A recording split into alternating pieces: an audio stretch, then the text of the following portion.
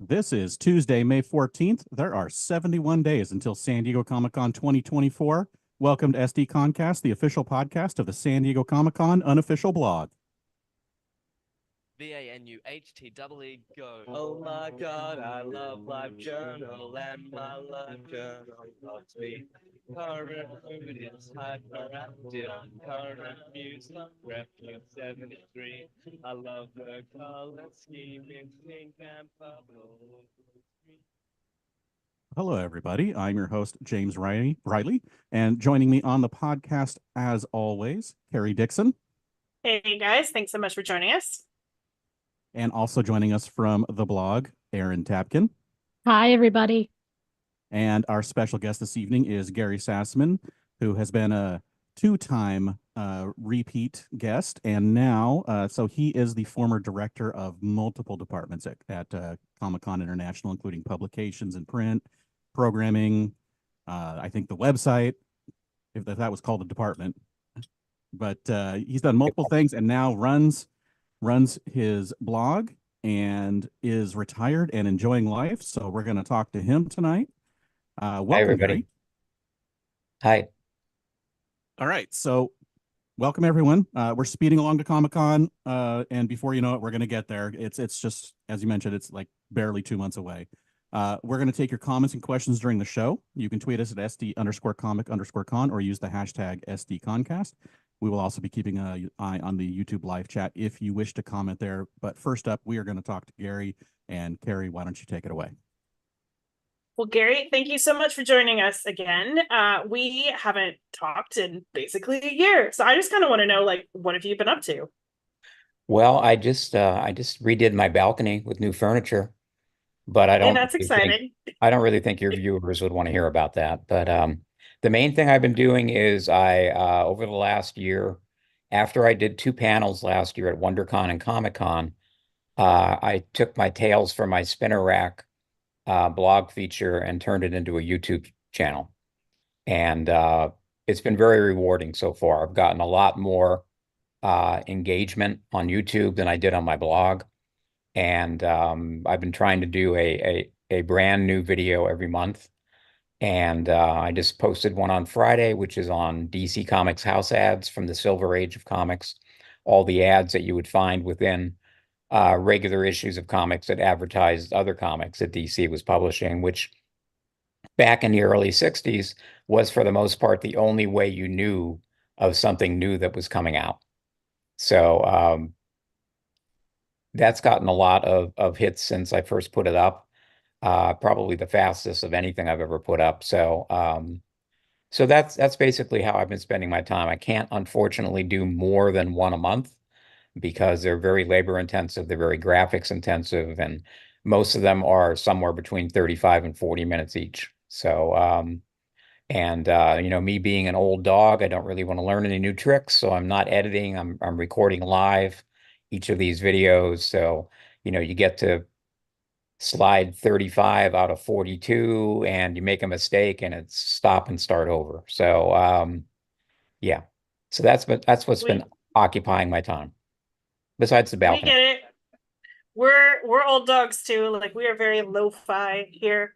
So what made you decide to make the jump into actually doing a YouTube series as opposed to just blogs? I think just the engagement factor. I mean, a good day for me on my blog is 50 visitors, unless you guys gave me a plug, which you did very often, or if Mark Evanier happened to give me a plug, there'd be 400 people showing up.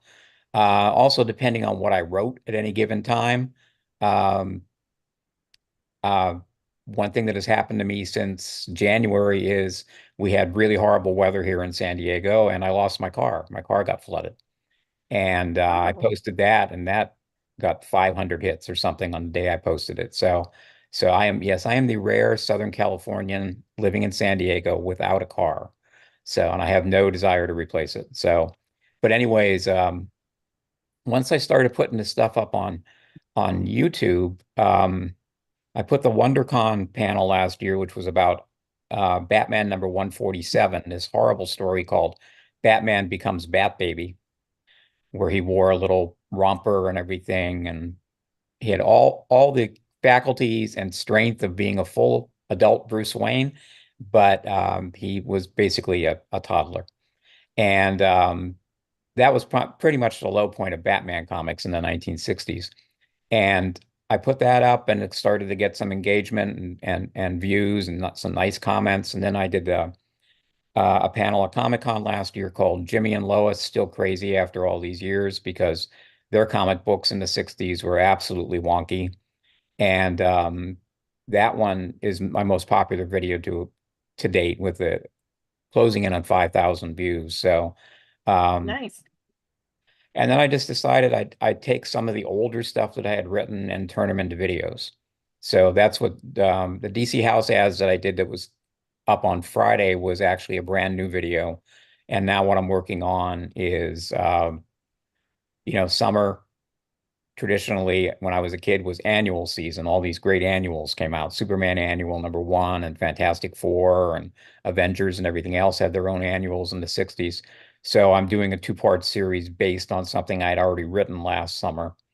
That'll be in June and July. That'll be the Marvel annuals from 1962 through 1969. So, and it's been very gratifying. I've gotten a lot of comments. I've gotten a lot of followers. So it's a totally different game for me than it was just doing it as essays on the blog. So I'm really enjoying. No, it sounds like yeah. Go ahead. Oh, I was just gonna say, I mean, we totally get all of that. Like, there's a reason that we run a blog and also do this video series. Mm-hmm. Yeah, it's usually a totally separate skill set, but it's also usually sometimes a totally different audience too. The people that gravitate towards the written stuff, and the people that prefer to listen and or watch. I was totally not a video person or a YouTube person. And I preferred to write because I feel that's a skill set that I have. But of course I'm still doing a full script and basically narrating it. I'm not, there's a lot of comic stuff on YouTube, which is just a bunch of people like we're doing right now, sitting at the camera and holding up comics and stuff like that. And that's fine. There's some of them that I really, really enjoy. But I wanted to do something that was fun and nostalgic. And when I do the panels for ComicCon and WonderCon, I try to do something that's a little funnier, a little more audience pleasing. Like at WonderCon this year, I did Marvel Monsters, which was this whole era of Marvel right before the Marvel Age of Comics started, where they did these giant monster books that were absolutely ridiculous. And they were all great Jack Kirby and Steve Ditko and Don Heck art, but and written by Stan Lee and his brother Larry Lieber, but they were totally ridiculous. They're giant ants and creatures from outer space and names like Fin Fang Foom and things like that. So they were a lot of fun. But that was Marvel's bread and butter there for a while before the superheroes came back. So I try to do something for the conventions that are a little more fun. And then when I come back home after I've done the panel at WonderCon or ComicCon, I recreate it as a YouTube video. So it's not a recording of the ComicCon or WonderCon panels. It's actually a reworking. And in fact, at WonderCon, somebody pointed out that I did an A to Z of Marvel monsters, and somebody pointed out that I couldn't find a monster name that began with a Q. And one of the images I showed during the panel had a monster named Quarg, which totally escaped me. So I was able to incorporate that into the redo that I posted on YouTube. I find it so fascinating that these aren't free form videos, that you actually script them out. So do you start with your previous essay and sort of go, use that as an outline, or do you just completely start fresh, only having a similar topic? Well, the house ads one that I just did that debuted on Friday I did it opposite. I've been kind of saving up house ads that I found on the internet. And then a little while ago, about a month ago, I kind of cleaned up my spinner rack. I actually own a spinner rack. And all the DC comics I pulled out, I went through and found interesting ads. And DC had a guy by the name of Irish Snap, who was with them from the 1940s through the late 1960s, who hand lettered and designed all these great ads. And I mean, he was probably handed copy from an editor, but these ads were so creative and just wanted to make you drop everything and run out and go to the newsstand and pick up whatever book they were advertising.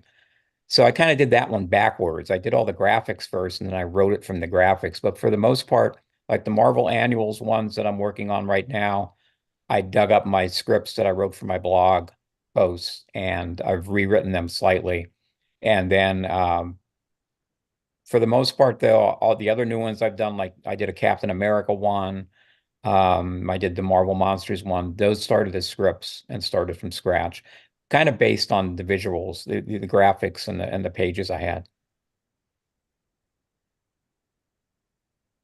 That's pretty crazy. So basically, it sounds like you're keeping very busy. Now, we know you were very busy working at Comic-Con, but Yeah. now that you're retired and you're still busy, is that now like more getting to all of your passion projects that you had to set aside for a while? No, I don't think I ever occurred, you know, I've been retired now. I'm in my 4th year of retirement, and I don't think it ever occurred to me to like, let's start writing about comics until 2023 is when I started the blog, the beginning of 2023. You know, I'm a big fan of Mark Evanier, who was a guest for you guys last week and is your traditional opening guest every year. And he's a great comics historian. You know, he worked for Jack Kirby and everything. And another guy by the name of Tom Brevoort, who is the executive editor of at Marvel Comics. He's a great comics historian and has a blog called the Tom Brevoort Experience, where he talks about books that he loved growing up. And I just thought, I have this spinner rack sitting here, and I have all these books that I've, you know, that I most of them I had as a kid, but I've reacquired them over the years. And I thought, I'm just going to start writing about them because I was losing interest in my blog altogether. And I'd been blogging pretty steadily since 2004 to 2012 when the Toucan blog started, and I was in charge of that. So there wasn't enough time in the day to do work blog stuff and then turn around and do my own stuff at home. And then I restarted my blog in 2015 as a WordPress blog. And it became more of a photo blog because my creative outlet at that time was taking a lot of photos and stuff. So I just decided that I wanted to write about these comics because they just brought me so much joy, both as a kid and now later in life. I'm very nostalgic for them, and I love to go to WonderCon and Comic-Con now and spend a lot of time going through white boxes and digging up stuff and remembering, hey, I had this one and things like that. But so it didn't start off to be a passion project, to answer your question, but it kind of became one. So What's if you your could have comic? told me What last year even, hey, you're going to have a YouTube channel next year at this time, I would have told you you were crazy because I didn't start it till October of last year. what does your personal comic book collection look like? Nothing like it used to. My brother and I grew up in the 60s. He was 8 years older than me. And he had money. He had a little side job with my uncle delivering bread every weekend. And in the summers, and you know, comic books back then were 10 cents or 12 cents a piece. So you could go to the newsstand, and usually twice a week on Tuesdays and Thursdays was new comic book day. And you never knew what was coming out, but you can go for $1 and buy 10 or eventually 8. I remember when comics went from 10 cents to 12 cents. And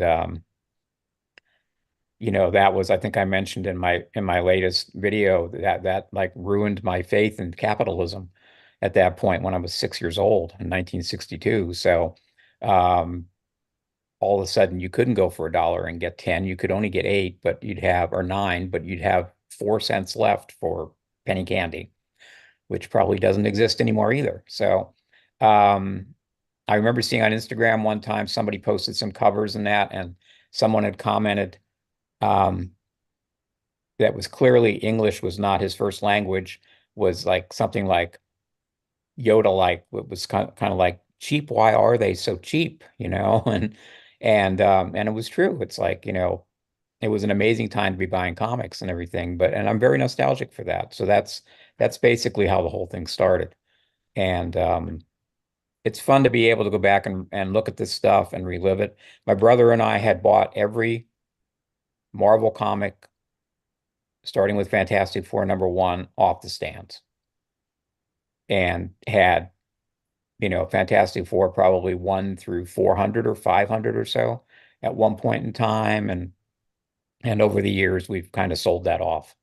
So I wish we still had some of them. I wish some of them were on my spinner rack because I could be retired much more comfortably. But eventually he had a family, and he was a school teacher and everything else, and he had different, requirements or that he needed to meet and everything as his kids grew up and went to college and got married and had grandchildren and everything else. So we agreed to sell off the collection, but now I'm recapturing bits and pieces of it, providing they're nicely priced. I'm not going to go out and buy an Amazing Fantasy 15 with the first appearance of Spider-Man. So What do you think that the golden age era of comics has that the modern comics don't? well, my age is the Silver Age, the 60s, the 1950s, 60s, and 70s. I actually peg the golden age or the Silver Age as beginning with the first appearance of the Barry Allen Flash character in Showcase #4 until comics became 15 cents in 1969. And so I'm really a child of that 10 and 12 cent era, especially the 12-cent era.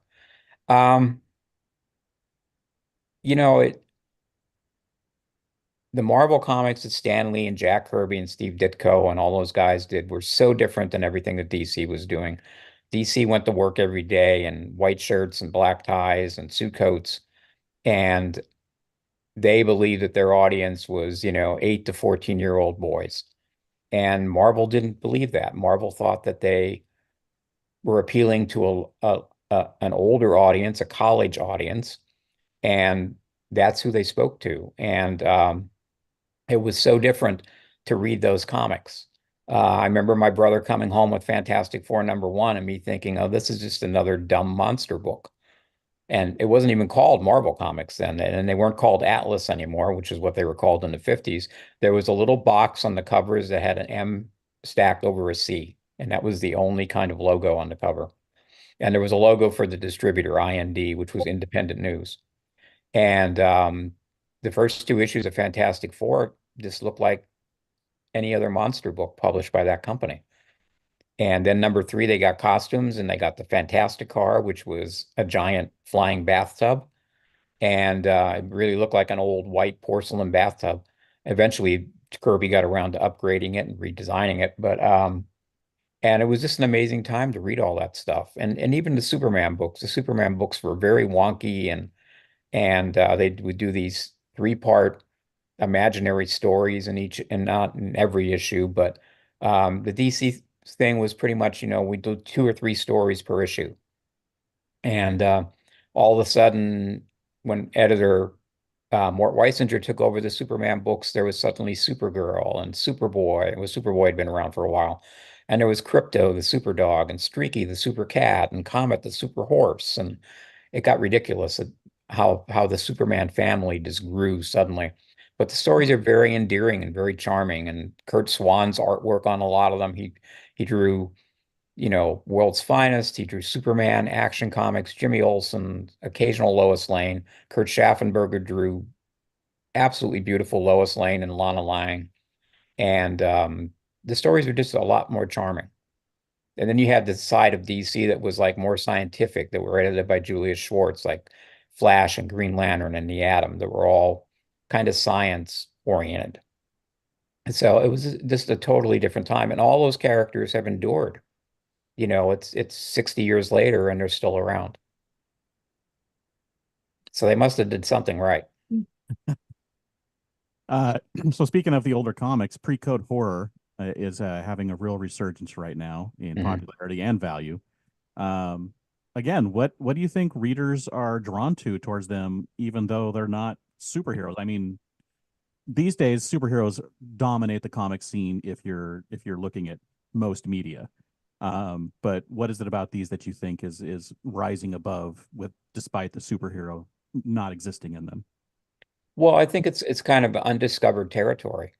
Fantagraphics has entered into a licensing agreement with Marvel Comics to reprint books that Marvel Comics has no interest in reprinting. And those are the Atlas PreCode Horror books. And they have two really beautiful hardbounds out right now. The first volume is Adventures into Terror, which is a very little known, other than among Atlas fans, series from the early 50s. And they just released a book called Venus, which was this really wonky character, which was basically the goddess of love who came to Earth and got a job editing a women's magazine in the 1950s. And that book went from romance to horror, romance to science fiction to horror, and over 19 different issues. And Marvel had reprinted the first 10 issues years ago as a Marvel Masterworks volume, and then never did the other nine issues or 10 issues. And Fantagraphics just released that as a hardbound. And I know they have one coming up that's like all science fiction stories, and one that's all war stories, because Atlas did a lot of war comics.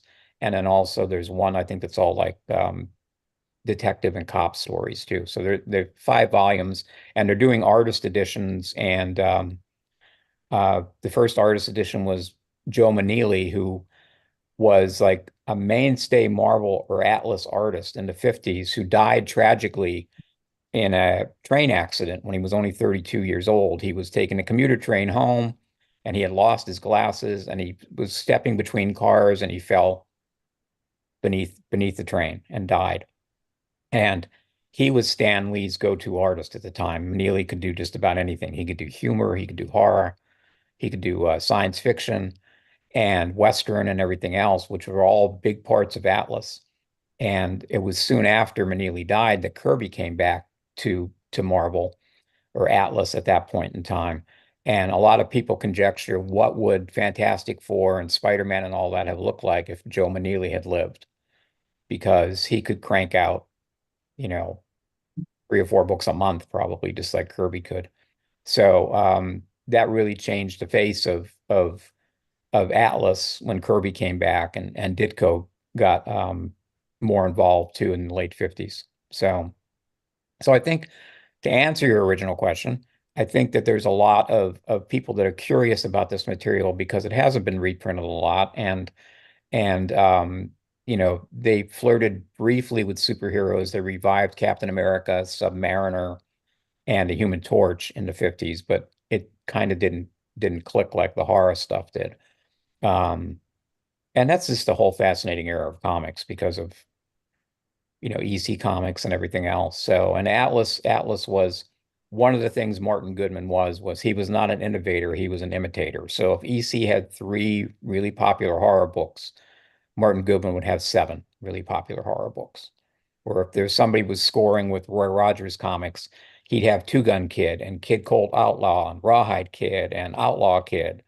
So all those books at Atlas were basically copies of other books. So and Stan Lee was editing the bulk of the line at that point in time too. So to tie this into Comic-Con, since we're a Comic-Con site, obviously you were the director of programming, and we know that there are all kinds of comics panels represented at the convention, but we hear a complaint a lot that, oh, Comic-Con doesn't focus on comics panels. And I would just love if you could speak a little bit to that as someone who both loves comics and, actually served as director of programming at Comic-Con. Well, there's a couple of ways to talk about that. One of them is you don't find Fantagraphics at very many comic book shows. You'll find them at the smaller shows like SPX and basically what are known as alternative comic show. I know they just did TCAF, which is in Toronto. They do Emerald City in Seattle because that's where they're headquartered. So, it's like, pack up a couple of boxes and set up a table. But I'm very sad to see that Drawn and Quarterly no longer has a booth at Comic-Con. But them and Top Shelf and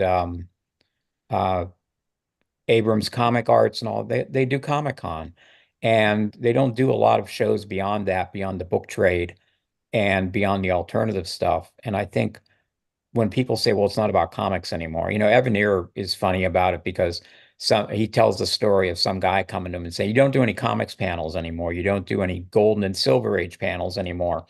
And the guy said, and Evan Ear said back to him, well, I just did this panel where I interviewed, this Batman artist and that Batman artist. Where were you? And he goes, oh, I was at the 24 panel with Kiefer Sutherland, So it's like, but I got sick of hearing about it wasn't for comics. In fact, I wrote an editorial in one of the Comic-Con magazine issues about, it's always been about comics. It will always be about comics. Yep. And I think there was a time period in the early 2000s when we thought, when I was still programming director, when we thought, we're one big bomb movie away from Hollywood not coming anymore.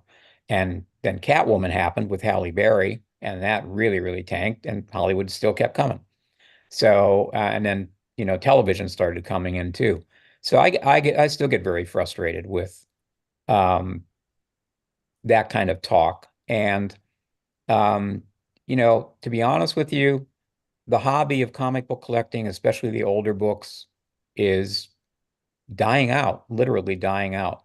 When you walk through the Golden and Silver Age Pavilion, both at ComicCon and WonderCon, it's shrinking because these guys are getting too old to travel and they don't want to be lugging white long boxes around.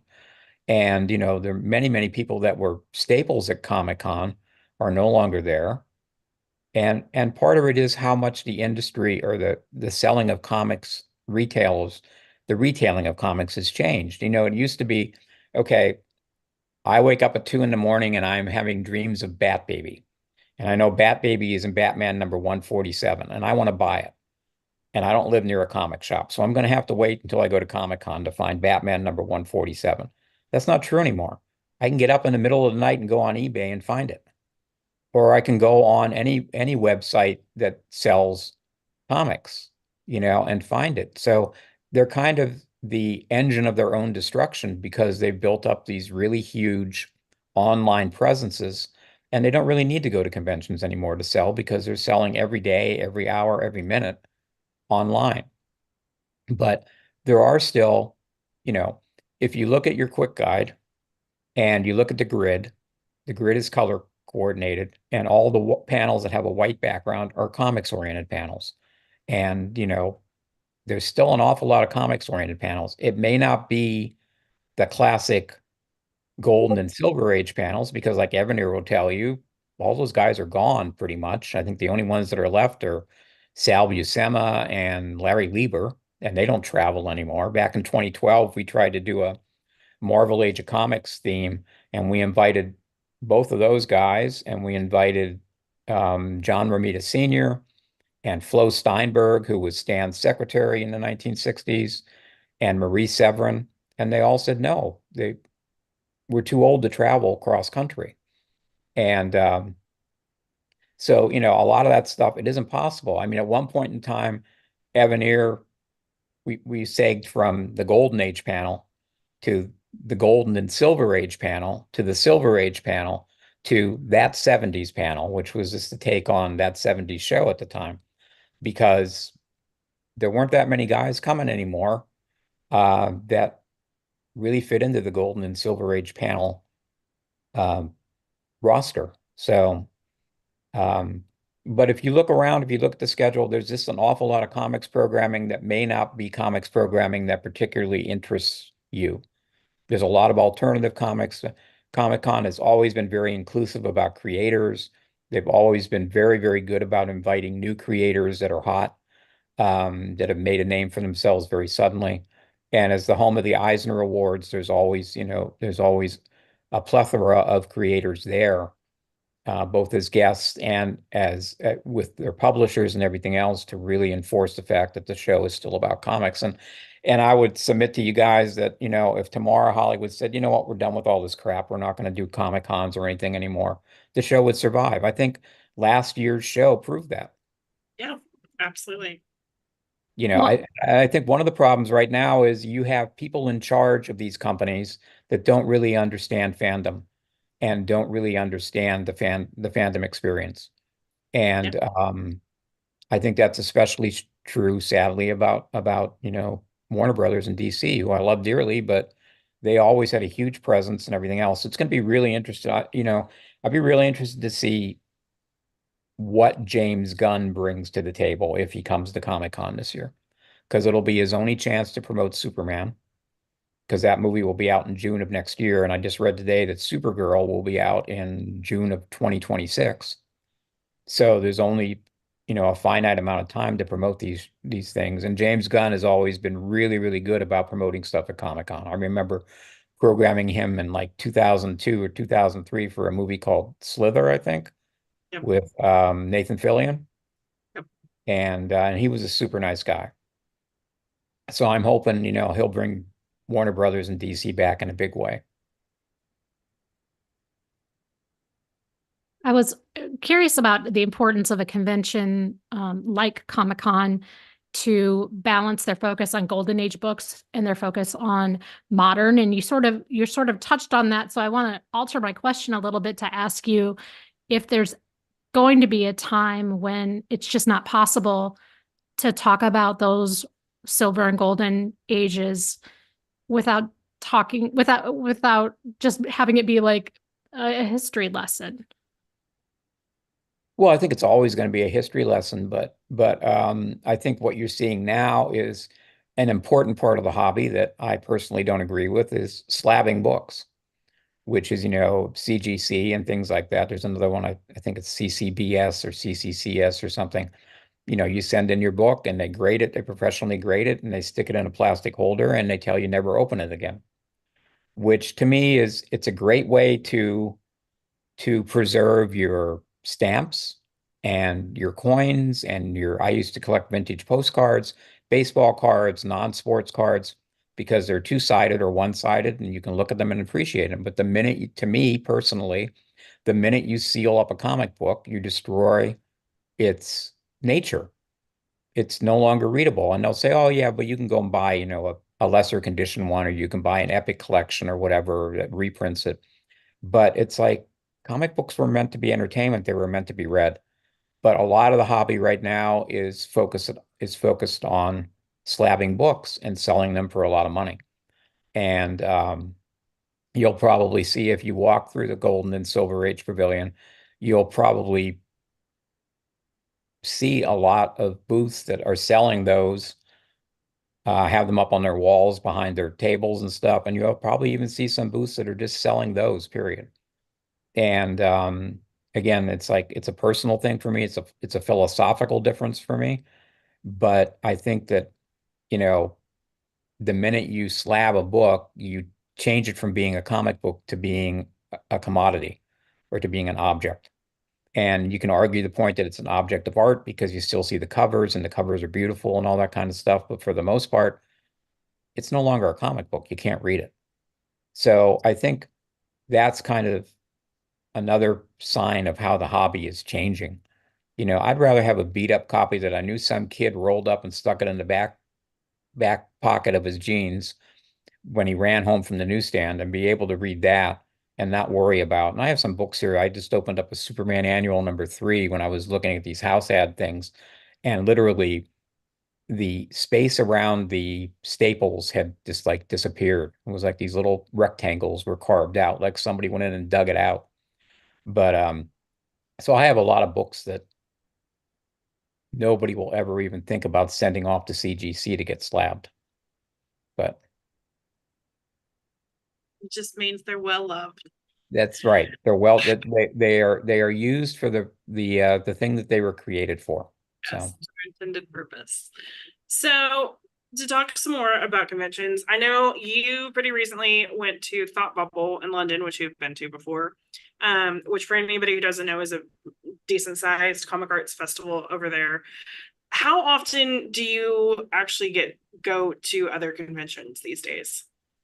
well, not a lot these days. I went back to Thought Bubble this past year, because I feel my window for traveling is closing, because of age, because travel isn't a whole hell of a lot of fun anymore, especially long haul flights.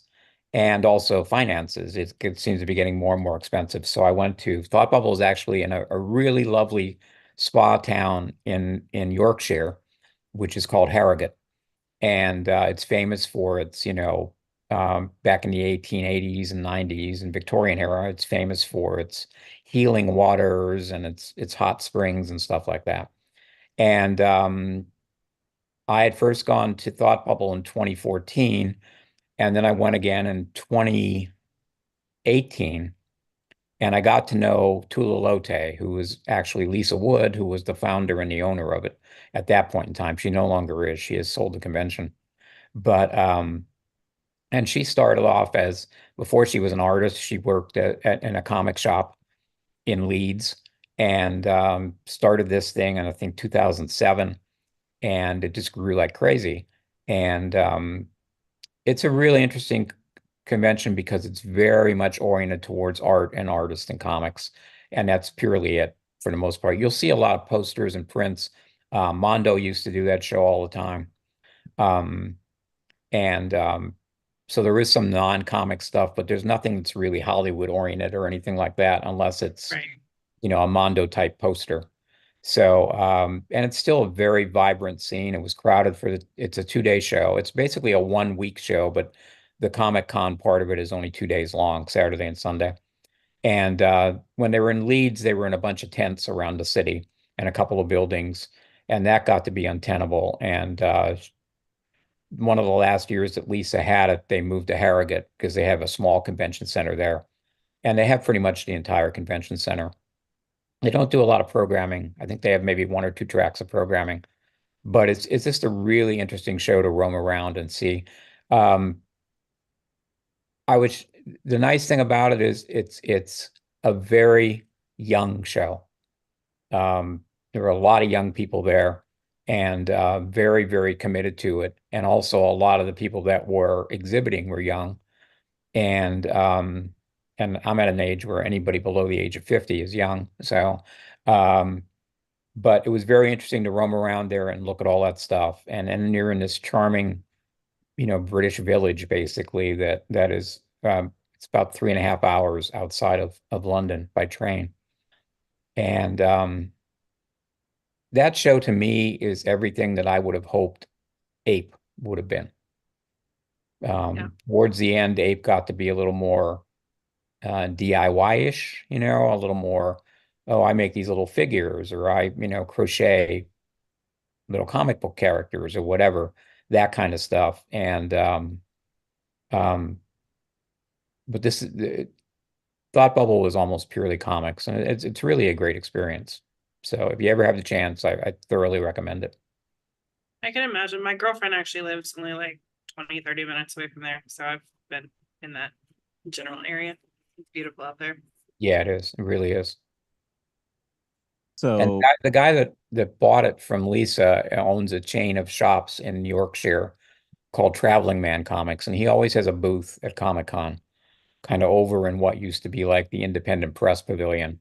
And usually Lisa as Tula signs there. So, oh, and his wife is Kim Joy, Oh, who yeah. was one of the winners of the Great British, or I don't think she won, but she's since done a number of she's done a graphic novel, and she's cookbooks and all that kind of stuff. And I know that she comes to Comic-Con with them, and she's signing at the booth. It's like crazy. They line up like crazy to get her to sign stuff. that does explain her appearance last year a little bit more as to why we're like, why is Kim Joy coming to Comic-Con? And I know. And we kept seeing her like everywhere. We saw her like 4 times, like on the street. It was really strange. Mhm. Well, she's a little specific looking. Like you recognize her, and she certainly isn't trying to not be noticed. Yes, she's got, very, very colorful. Yes, very colorful. Yeah. Even among the Comic-Con crowd, she definitely She stood out. So speaking of conventions and the one you went to, and the fact that you've been to some others over the years, when you go to other conventions, do you find yourself looking around and appreciating the work that goes into them, or are you also cognizant of, well, that's not how that should be done? More of the latter. To be honest with you, I started going to conventions in 1971. And my first convention my brother and I went to, we lived in a small town in eastern Pennsylvania. So New York was about a 2.5 hour bus ride. And we went to what was known then at that point in time as the Phil Suling cons. Phil was a Brooklyn school teacher who took over some New York. The first ComicCon was in New York in 1964, but then it went through a number of different type of ownership type things. And Phil took it over, I think, in either 68 or 69. And I think it was called the New York Comic Art Convention. And Phil is also the father of the direct market of comics distribution. He's the one that went around to all the publishers, well, Marvel and DC, and said, you know, let the retailers buy books directly from you, and there won't be any returns because the newsstand market was dying back in the 70s. The mom and pop things were going away. And Phil basically came up with the vehicle that started comic shops all over the country. But anyways, we went to those. And at that point in time, I was, totally unaware of how conventions were run or anything else. When I moved to Pittsburgh to go to the Art Institute of Pittsburgh in the early 1970s, I hooked up with the Pittsburgh Comics Club. And their big thing was they wanted to run conventions. And that was actually the first time I ever actually worked on either convention publications or programming. And we did shows. I think I was in Pittsburgh from 74 through 76. And I think we did a show each year and also 78, 79, and 80 that I went back to. And everything you could possibly do wrong in running a convention, they did.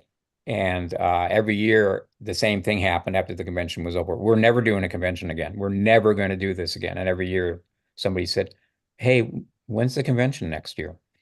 So they did conventions in malls. They were basically in the aisleways outside the stores in malls. And they got a lot of big name people to come down from New York because the comic industry was still centered in New York at that point in time, like Len Wein and Marv Wolfman and Jim Shooter and Paul Levitz and all that kind of stuff. And Len came back so many times that when they finally came up with their own award, they decided to name it after him. And they said, Len, is this okay? And he said, just as long as you don't call it the Weenie. So I think we ended up calling it the Lenny, but it was this little science fiction superhero type sculpture type thing that they gave me one year, and it immediately fell off its knees at some point because it was kind of poorly made. It was a nice design, but it was poorly made. But anyways, once I started working for Comic-Con, to answer your original question, I would go to conventions and think, that line shouldn't be there, or this floor layout is really, really weird, or I remember going to, Wizard World doesn't exist anymore, so I guess I can talk a little bit about them. But going to Chicago, and that was just such a zoo and everything, and you really start to appreciate little things like noise control, and I know it doesn't exist anymore, but carpeting in the convention center and things like that, because none of those guys did that because that's a huge expense. Yeah. So they weren't about to commit to stuff like that. So yes, I did. Now I go and it's like, well, where are all the old comics at? So that's pretty much, what I head for. I'm more of a shopper now than, and I'll go to some panels. Like last year I went to, forget what I went to. I think there was a Rocketeer panel that Jackie Estrada was on because she was good friends with Dave Stevens, because they just come out with that documentary that's on Amazon Prime on Dave, and Dave Stevens comic books right now are through the roof when it comes to people buying them and stuff like that. It's like all of a sudden everybody's discovered Dave Stevens, and I think a lot of it has to do with that documentary that people can see for free on Amazon Prime. And if Terry Moore has a panel, I'll go and see Terry Moore. I think he's coming back this year. I think he's going to be in Artist Alley. They took a year off from Comic-Con. Things like that I'll go to. But for the most part, I'm down in the exhibit hall, or as they used to call it, the dealer's room, and looking through boxes and talking to some of the people that I never get to see that are from out of town. And so I'm not standing around going, why did they put that line there? Although there was one moment last year when I was standing outside waiting to get in, I'm thinking, where am I in the right line, or is this line going anywhere? Or, so I think that was on preview night. So I do miss the day of having a badge that says all access on it, and I could walk down the back steps and slip into the exhibit hall at 5:55 instead of waiting until 6 o'clock. So, because when I worked there, preview night was pretty much the only time I had a chance to shop. So, Makes sense. Well, speaking of conventions, we touched on it last week, but Fay Desmond has announced her retirement. And as you pointed out, she is staying on for a bit to help with the transition. But she has been there since the 1970s. I believe she was the very first employee officially at Comic-Con. She's really steered that ship for many, many years. That's going to be a big loss for the con. But can you just speak a little to how you feel she shaped San Diego into the convention that it is today? well, you can't really talk about Faye without also talking about John Rogers, because they were definitely a team. And John dying in 2018 definitely had an impact on me. I did not know him as well as some of my coworkers did. But he was definitely, the big boss, and it was kind of a mom and dad thing. There were moments where it was like, well, I'm going to tell John this. So it was really much like, wait till your dad gets home. So, but it was funny because I was thinking about this, and I wrote a thing on my blog, which was actually very, very popular. It still gets a lot of hits. Every once in a while, I'll go in and look at my stats and stuff, and it says most popular. And the thing I wrote about Faye, which I believe was called The End of a Comic-Con Era, last year when they announced her retirement. The thing I remembered the most was I started working in 2000 for them, but I first encountered Faye in 1992. And it was the first time I came out to Comic-Con, and I was working in Pittsburgh, PA as a new television news graphic designer. And I came home one night, I worked on the 6 o'clock and the 11 o'clock news. And I came home one night at midnight, and I had a letter from my bank, and it was like late July, 1992. And I had overdrawn my account. And so immediately, it's like midnight. Immediately, I got out my checkbook, and remember the days when you used to balance a checkbook and not just look online to see what your balance is. I had to go all the way back to like March or February, it was even earlier than that. It was actually the end of 1991, because back in the day, I pulled this stuff out. This is how you registered for Comic-Con. You got a publication in the mail, and inside was a form. And inside was a form. This is from late 91. As you can see, I think you can see new date set for 1992 Comic-Con. And it was in August that year. And then after that, you got a progress report. But I noticed looking at this one, the back 2 pages are gone. So I must have sent in stuff from that. And I finally figured out that they never cashed my check. And I was panicked because it was like 2 weeks before the show. And I didn't know, I mean, I know now that they don't cash checks until right before the show, which is really sound advice to anyone who wants to run a convention. Don't cash the checks from your exhibitors or your attendees or anybody else. I mean, it's a different world with credit cards and PayPal and everything else. But back then, that was the downfall of many newbie convention, was they cashed the checks and they spent all the money, and then something happened and they didn't have any money to give back. So if they had to cancel the convention. But so it's like 2 a.m. Pittsburgh time, and I'm panicked because I'm going to get on a plane in a week or so. And I already had my badge because they mailed out badges then. And so on the front of this is a thing that says basically new 24-hour Comic-Con hotline with a 619 number. So I called them at 2 a.m. and it rang and rang and rang. And I thought it's eventually going to go to voice message, not voicemail, but, an answering machine. So I'll just hang on. And somebody picked up the phone, and it was about 10 p.m. their time. And this very nice woman talked to me, and I explained the situation for her, and she was like, honey, don't worry about it. You have your badge. You want to come out and enjoy the show and bring a check if you want to and pay us. And because I thought, oh my God, I'm going to get there. I had to go pick up my badge holder and my souvenir book and my events guide, and they're going to know I didn't pay. There's going to be like a black X next to my name, and they're going to, tackle me or taser me or whatever.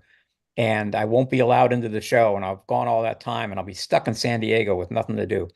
And she said, just come out and enjoy the show. You want to bring a check and everything else. And I went out and enjoyed the show. And I am here to confess to the entire internet world that I never paid that check. I never paid the whole $30 it cost for 4 days at Comic-Con in 1992. I think Comic-Con forgives you, Gary. So, no, there are some people at Comic-Con that may want to charge me for that and include the interest over the last 35 years or whatever it is. But yeah. So that was my first encounter with Fay. Because at the end I asked, and I said, who are you and why are you there so late? And she's like, oh, when it's this close to the show, I sometimes sleep in the office. And at that point in time, 1992, she was maybe one of 3 full-time employees. I think it was her, a guy by the name of David Scroggie, who was in charge of the Comic Book Expo, which was the industry trade show. And I don't think David Glanzer might have been full-time then, but I don't think he was full-time till like 93 or 94. So that was my first encounter with her. And then I met her when I moved out to San Diego, because the one thing I did figure out when I came out in 92 was I loved San Diego. So I thought, I'm going to retire there when I retire. And I left my job as a television news graphic designer because I had a crazy boss in 1998. And I thought, the future is now. I'm going to move to San Diego. And within a year, I was doing the Eisner Awards presentation, the PowerPoint presentation, because I knew Jackie Estrada beforehand from publishing my own comic book and going to shows like SPX. I met her and her unfortunately late husband, Batten Lash, who was just a great cartoonist and a great guy. And she asked me if I do PowerPoint, and I lied and said, sure, I know PowerPoint, which I didn't. And then they needed somebody to kind of take over the website. So I did a very rudimentary website for them that was in some very early Adobe Go Live product or something that no longer exists and probably hasn't existed in 20 some years. And I interviewed with Fay for the programming job when that opened up. And I had one more hurdle, and that was Robin Donlin. And I met her at APE that year. And I started in March, I think I started March 6th, 2000 as a director of programming. And I remember at one point I was such a pest that Fay said to me, you're asking me way too many questions. Go figure it out yourself. So, and that's when I realized that they hired me as a warm body because they needed somebody to do a schedule. And this guy was either going to sink or swim. And I somehow managed to float, maybe not swim, but I somehow managed to float. And I was there for the next 20 years. But Fay and I didn't get along that well in the beginning. It's sometimes tough for a new person to navigate Comic-Con, especially as a full-time employee. And especially in my case, I was one of the few people that was hired and didn't come in as a volunteer first. I was hired just out of the gate. I think I was only the second person to be a paid programming person. But over the years, she and I traveled a couple of times. We went to Will Eisner's memorial in New York City in 2005, and we went to Bill Leibowitz, who owned Golden Apple Comics in Los Angeles Memorial in 2004. And at one point in time, we went to San Francisco together to do a site check at hotels for WonderCon and Ape. And we had dinner, and she said to me, I sense that you're burning out on programming. What would you like to do? And that's when I said I'd like to do the publications. And after that, I would say the last 10 or 15 years, she was not only someone that was my boss and a daily presence in my life except when I was on vacation and on the weekends, but she also became a mentor and a friend. And between her and John, I think that they were the heart and soul of Comic-Con, and I think the show will survive for years and years to come. And you know, they did different things that probably will no longer be done, but they always had in mind, I felt, what the attendee experience was. And I think that they together, I mean, sometimes they fought like cats and dogs. I know for a fact that when John wasn't in the office, when he was he worked for Qualcomm for many years. Her day began with a phone call from John as he was driving to work, and it ended every day with a phone call from John as he was driving home. And then when he came into the office, it was a different dynamic, but she was still in charge of the day-by-day operations, and she was in charge of hiring and firing and everything else. So, and she was a person who was very concerned about your mental health. She was very concerned about your work-life balance and everything like that. You know, we had a number of people on staff that had young children and stuff, so she always realized that that was going to be a priority for them. And you know, in retrospect, even though we didn't get along at first, she was a great person to work for. And I feel lucky to have her and John as a boss, because to be honest with you, in any given room at Comic-Con, they were the two smartest people, and they were certainly the smartest people I ever worked for. They both had so much minutia in their brains about how this show was run. I mean, people think, well, she ran the staff and she dealt with the volunteers and stuff like that. She dealt with the cops, the San Diego cops. She dealt with the hotels, the mayor's office, the convention center, the visitors bureau, all those things. And all those things as permutations in other cities like San Francisco and Anaheim. So it was just a phenomenal amount of work, and just an amazing amount of knowledge that she has. You know, I don't want to talk about her like she's dead, but and she's also a very well-rounded individual. I mean, she has a lot of interests outside of Comic-Con. She's, you know, she was into pottery. She was originally a photographer. She worked at KPBS here in San Diego.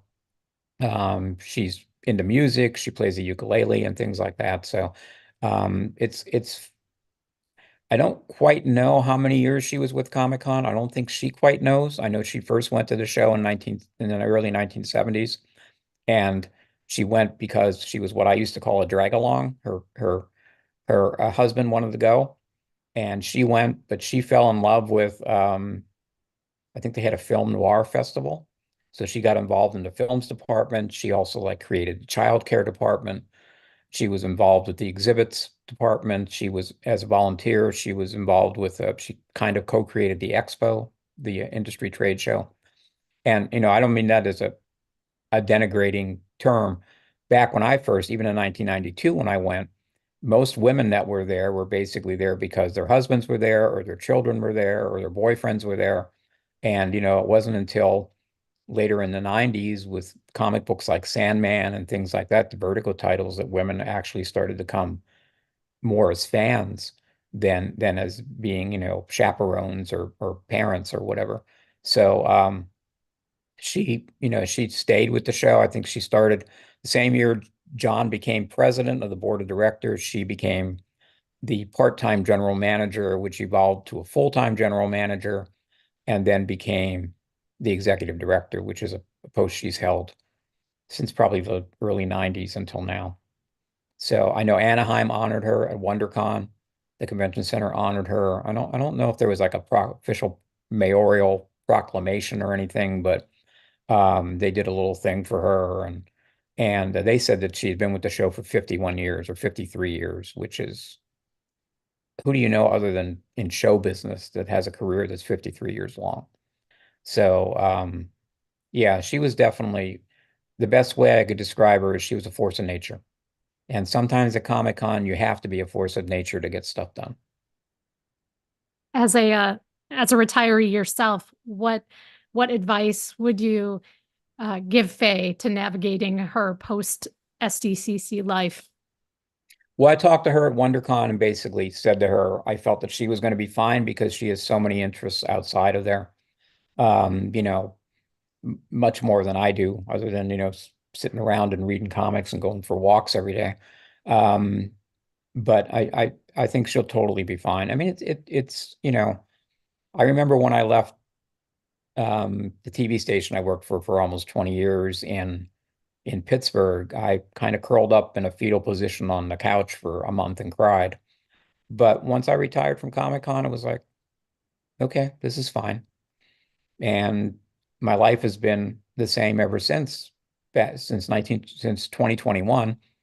And somebody at the convention said to me, "What will you do?" And the answer is anything I damn well please, as long as it's financially feasible. So it's what you make of it. Do I have crappy days? Sure, I have some crappy days, but for the most part, it's been pretty nice.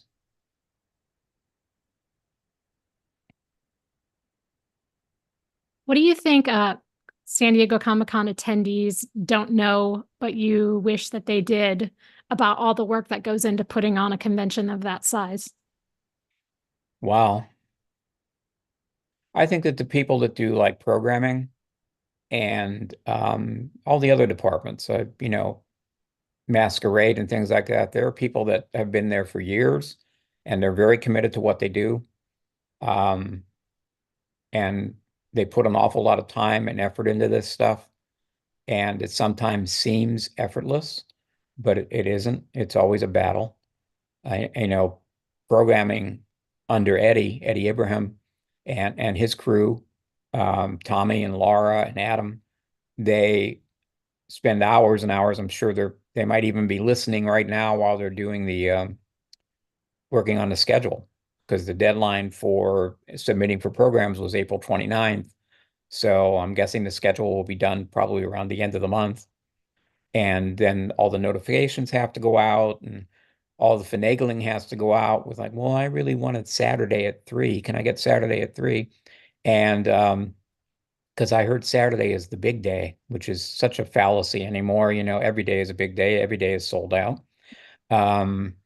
But everybody, the people on the programming staff love comics in different ways. They're a small group. They're committed. Everybody, a lot of people that are there have been there for a long time, which is both good and bad. But I think the same level of commitment is there. I always refer to the days of the show itself, as a runaway train. And you either climb on and go with it, or you get the hell out of the way.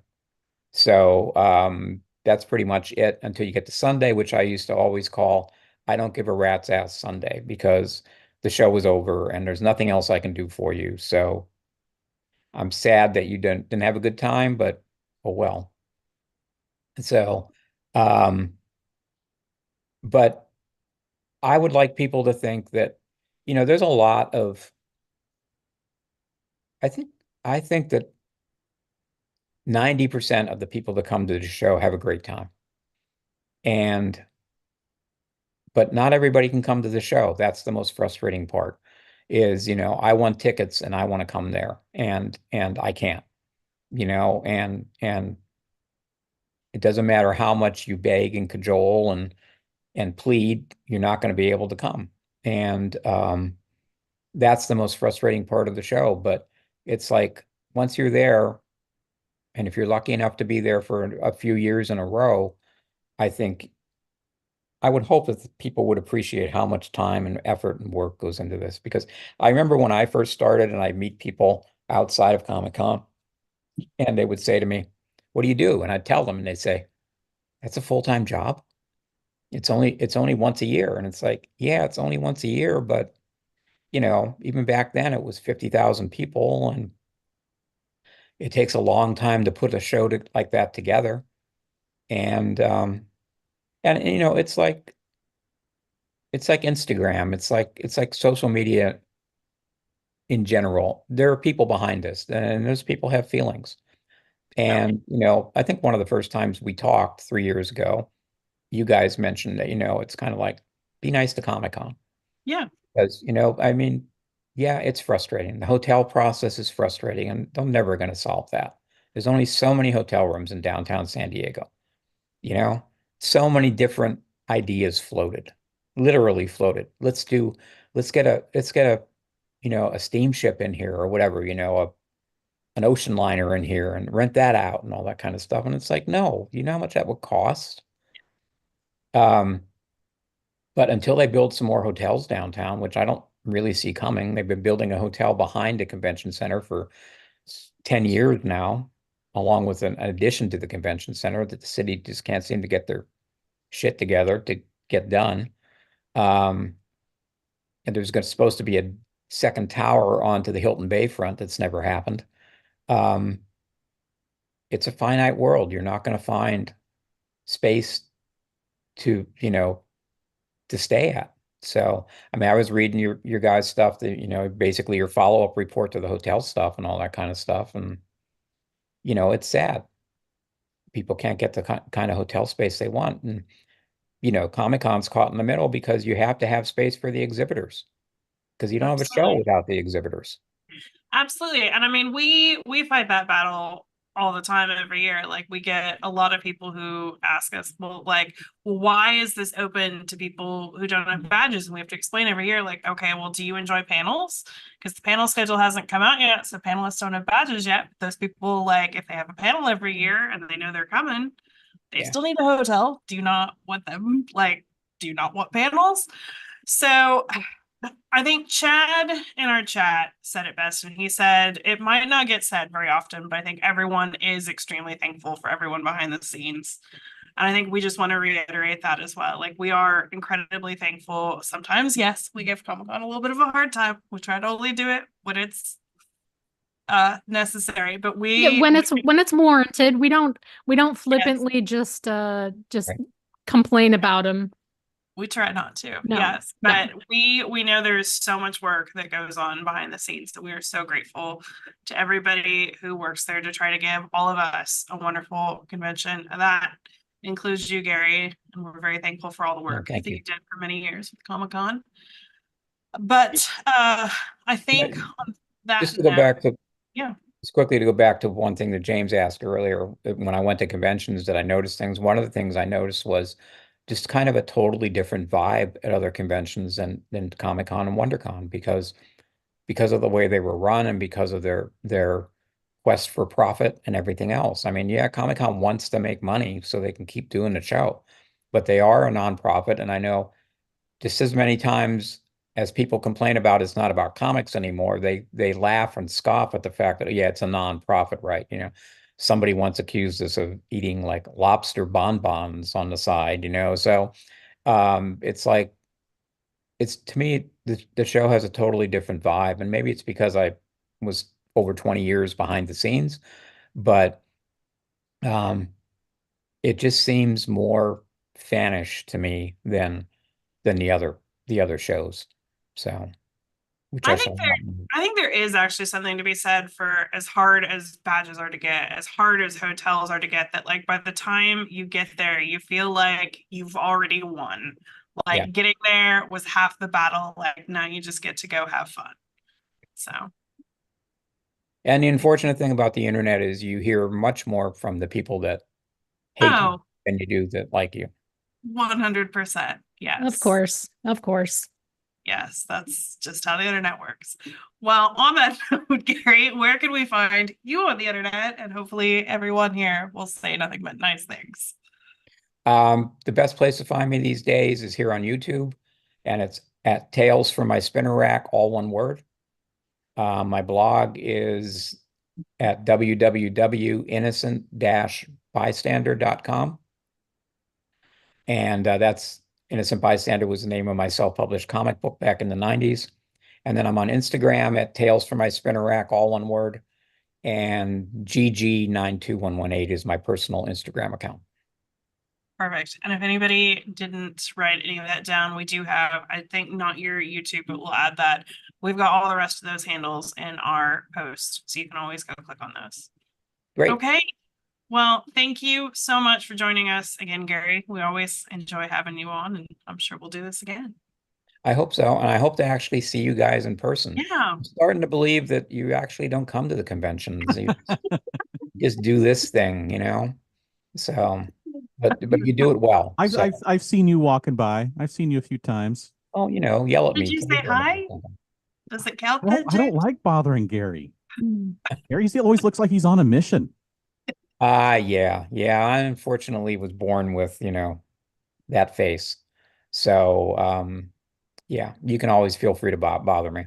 All right, I'll bother you And next hopefully time. I'll have a panel at Comic-Con. I don't know yet, but if I do, I'll let you guys know. And you've always been very nice about plugging it for me, and hopefully you guys will show up. Yeah. If it's If not it's the opposite, annuals one, right? if it's opposite the Marvel. Yeah, if it's no. Yeah. No, the Comic-Con panel is going to be something totally new. Oh, nice. All right. I'm putting together now, hopefully. Nice. Cool. But not putting together until I find out if I actually have a panel. So, Well, we're excited to see. all right. Awesome. All right. Thanks, Gary. Thank you, Gary. Thanks, Gary. Bye.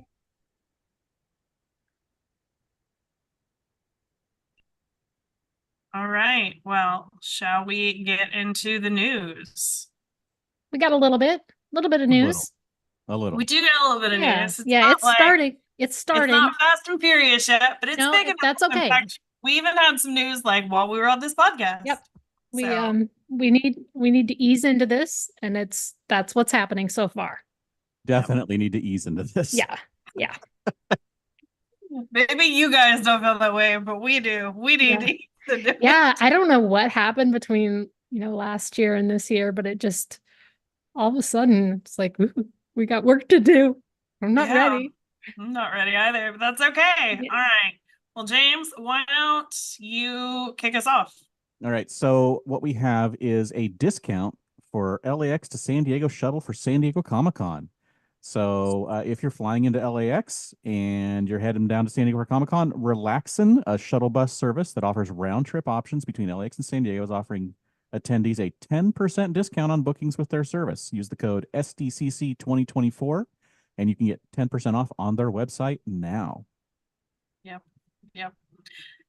So every year I do these big roundup posts where we look at like what are the odds of the movies that might come at Comic-Con, what are the odds of the TV shows that might come to Comic-Con. So far we've done movies, and then for TV we've done cable and streaming. We'll be doing broadcast in the family networks next week. But you can go look at all of those. And I also just want to say that I have been making a plea to Hulu and Disney TV that we would love Only Murders in the Building. And it got announced today that it comes out August 27th. And that sure seems like Comic-Con would be prime promotion time, doesn't it? Yeah. So that's Makes it seem like just a little bit more likely. A little bit more likely. It does. I made a big plea back in the first year that The Good Place came. I didn't know like they were coming, but I made like a big plea to bring them, and then the NBC execs actually like quoted the article back at me. So come on, Hulu. This is where we're at. You Okay. can ask for things now? I'm trying. Man, it's called manifesting. Yeah, I'm trying to manifest it, Manifesting. James. Yes. See, in my day, it's called begging. Begging. Well, that's all right. That works too. I You're not above begging. ain't too proud to beg at all. No. So Hey, was that Aaron? yeah, those were your articles. If you haven't checked out our list of open artist commissions, Andy once again is rounding up every single one that we find, which has been several a week so far. Make sure to check it out. Scroll through. There's names, ordering information, contact information. You can see some examples of their work. Find somebody that strikes your fancy and hit them up for a commission, because I think we all agree that commissions are one of the best, most fun things you can get. There's a pretty cool one right there at the top of the page, but I'm going to let Carrie talk about that here in just a minute. Yeah. So before we get onto that, though, let's talk about offsites. And again, I just want to remind everybody that we do have a calendar on our website, so you can always go check that out to find all the offsites. But XLE, who actually won our best parties of Comic-Con poll last year, our Shruggy Awards that you guys vote for what you think was the best of Comic-Con that year. They are back again this year with 3 parties. Wednesday night, again, I know we talked about this one a little bit last week, but Wednesday night will be the annual Ready Party 1, which is their kickoff party. This year, the theme is Legends of Fantasy. And then on Thursday is going to be the Anti-Hero After Party, which is kind of, I mean, it's exactly what it sounds like. It's themed around like comic anti-heroes. And then on Friday night is Party Apocalypse, which is going to be themed after like Mad Max and Fallout. That's my personal favorite of them. Tickets are on sale for all of those. They will all be at Park Nightclub. You can find all of those details, including tickets, on our website. And if you go for the VIP option, it includes some things like a commemorative acrylic VIP badge, access to a VIP lair, and more. So get on that if you're interested. And we had news for all of you Walking Dead fans, that Skybound is going to be celebrating Walking Dead by bringing interactive game online and then culminating in a San Diego Comic-Con offsite, which is pretty cool. So it sounds really fun. It sounds like a lot of fun. Yeah. It's collaborative. You have to it says you have to work with other people to solve puzzles. Yeah. It doesn't have puzzles. But online, like in the game, you don't have to go to go meet with people. I mean, if you're like me and you don't want to see anybody, but you're okay with talking to people online. I mean, who knows? Maybe the Comic-Con activation will be meeting up with people. Meet cutes. It's a Walking Dead meet cute. We're gonna have a lot of love connections, friendships made. I don't know. So it wouldn't be the first time. It would not be the first time it's happened at Comic-Con. In fact, one of our friends who met somebody at Comic-Con just got married this past weekend to that person that they met at Comic-Con. That's fun. So, yeah, that's Jeremy. You remember Jeremy? Just got married. Oh yeah. Yeah. I was like, who do you mean, Jeremy Wine? Yes. Yeah. Well, at first I was like, your husband? I was like, no, what? different Jeremy. Somebody else married. Yeah. Yes. Different Jeremy. We're on the same page. Okay, real quick though, James, what do you have to be in order to play this game? You have to be a member of the Skybound Insiders program, which is free to sign up. So you might as well sign up now. So yeah, it's going to have 3 games. It looks like a trilogy of interactive online games, and they launch in May, June, and July, with the final one culminating in an activation at Comic-Con Thursday through Sunday. So get on it if this interests you in any way. Yes. Tickets also have gone on sale for the 2024 Afrofuturism Consciousness Convention. This is the 7th year that they've had an Afrotourism lounge. This one is Thursday, July 25th, which is during Comic-Con, and that's at 750 B Street. And it's an evening event. The lounge sometimes has been an all-day event, but this one is specifically for an evening, 7 p.m. to 11 p.m. The animation industry professionals, special guests, local heroes, all kinds of things. Yes. So definitely check. Yes, we've got links to tickets right now. They are available. So let's talk a little bit about exclusives. Yes, I think go back to that one. Has some slides to show us. I'm gonna. Don't worry. I'm gonna. Can you tell I'm excited about this one? I am too. It's such a good idea, and it's clever and it's fun, and he's such a nice guy. And I just want to know that Martin was like, I've never done commissions, and I was like, yeah, you have. You did this. Okay, so Martin Sue, as we just headed, is doing commissions at Comic-Con this year. The only time he did it was in the online years, so you couldn't physically pick them up.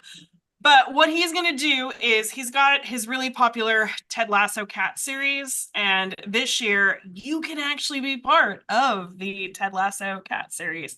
So starting this Friday, May 17th at 10 a.m. Pacific time, you can contact him through his site, and then he only has 9 spots available. But if you are in time to make one of those 9 spots, he will email you back, and then you get to choose who you want in the drawing. whether that's you or a friend or you and a friend. And then you also get to choose which Ted Lasso Cats characters you want in it with you. So it'll be completely custom, completely But original. it's you as a cat. Yeah, It's it's not you just as a you. cat with It's you Ted as a Lasso cat. cats. Yes. So I think this one's really So fun. funny. I hope this does really well for him. And if Oh. you are interested, again, make sure that you are on the ball this Friday at 10 a.m. Pacific time. Oh, and we've got something else that's kind of cute.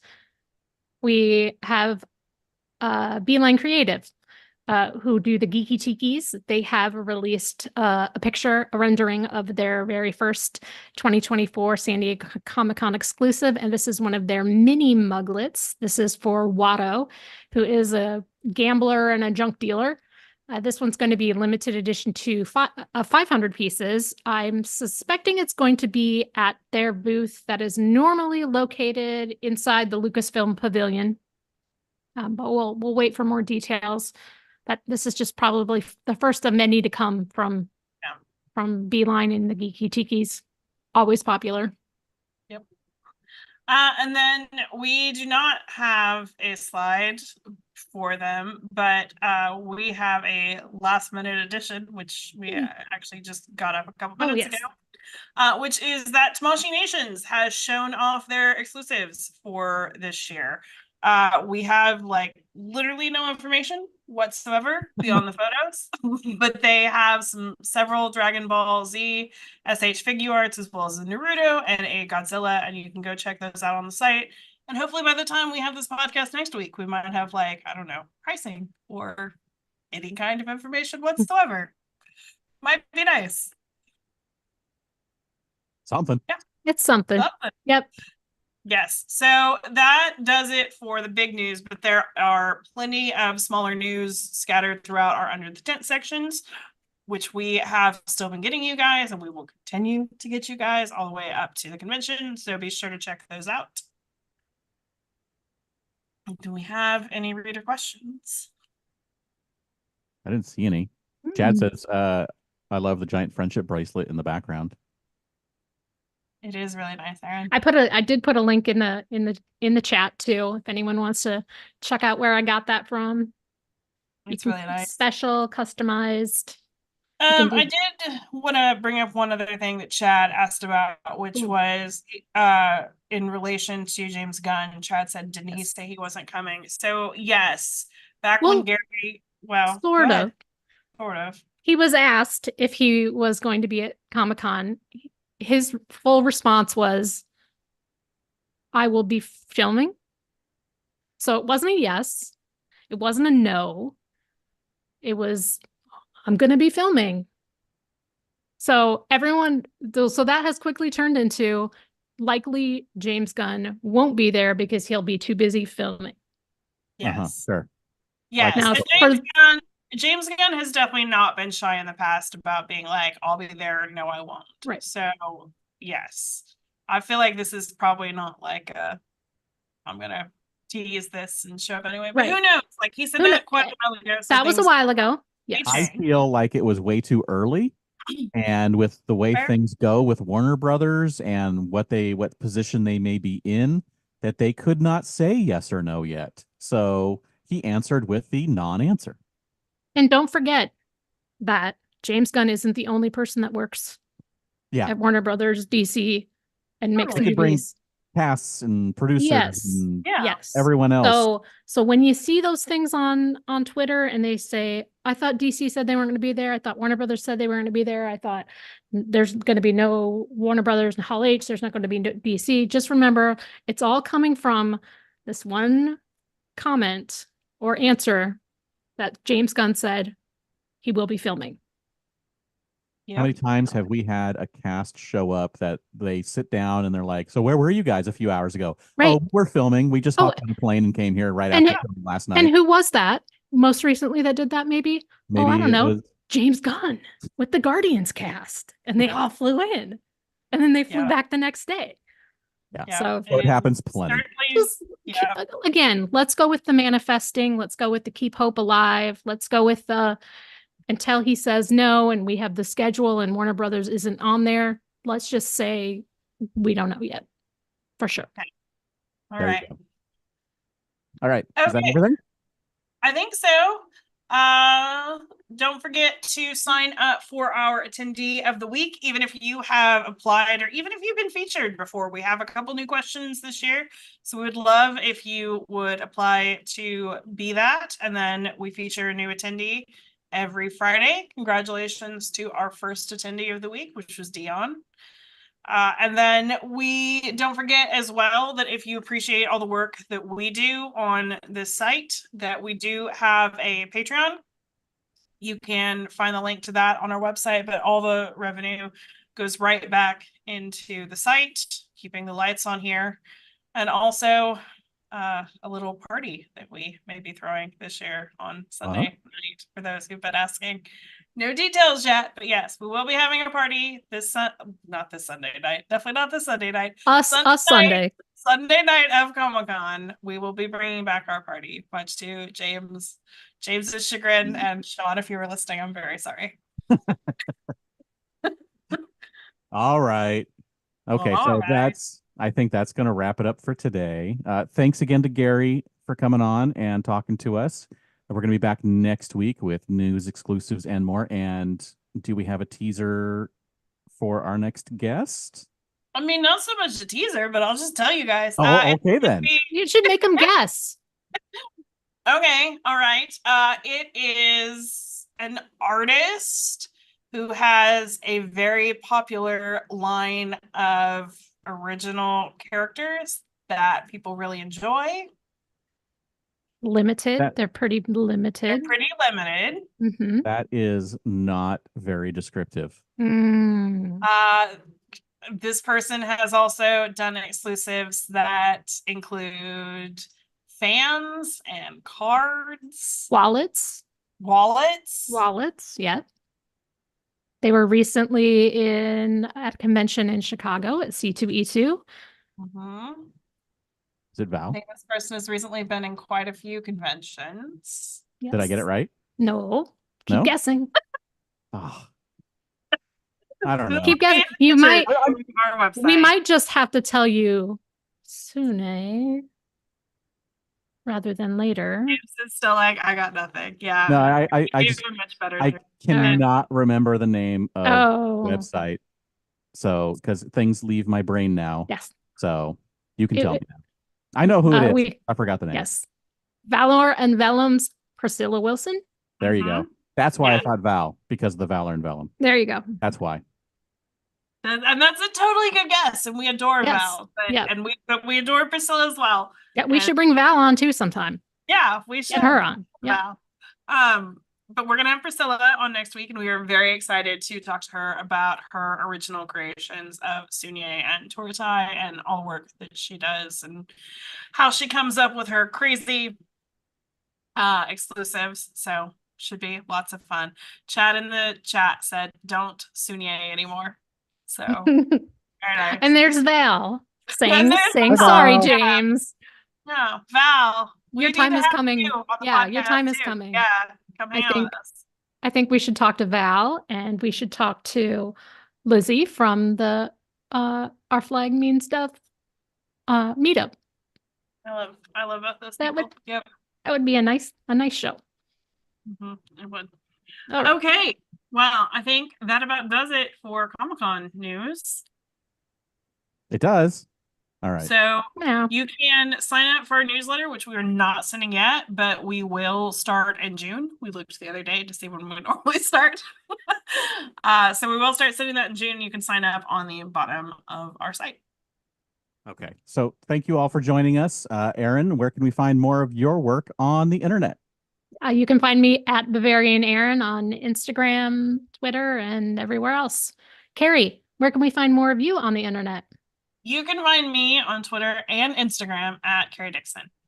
And then, James, where can we find more of your work on the internet? You can find me everywhere online at Dan Regal. And also, I am doing a podcast called The Citizens of Lorcana, talking about all things Disney Lorcana, the new trading card game. And thank you to Beth, our producer, for editing the show, creating the slides, and getting it into your ears for the podcast version. We are Also, on iTunes. also Beth just puts up with you, and we thank her for that. Yes, I do thank her for that almost daily. Sorry, I'm sorry, Gary. Go ahead. We are on iTunes. If you'd like to subscribe, the links are up in the blog, or you can search for SDConCast. If you like what you've heard so far, please review us. We are also on Stitcher Radio and Spotify, and the links are in the show notes. If you want to get a hold of us, you can send us an email at info@sdccblog.com or find us on Facebook at facebook.com/sdconblog or tweet us at sd_comic_con. Thank you again, everybody, for watching and or listening, and everybody go Go shawarma. shawarma. We love Val.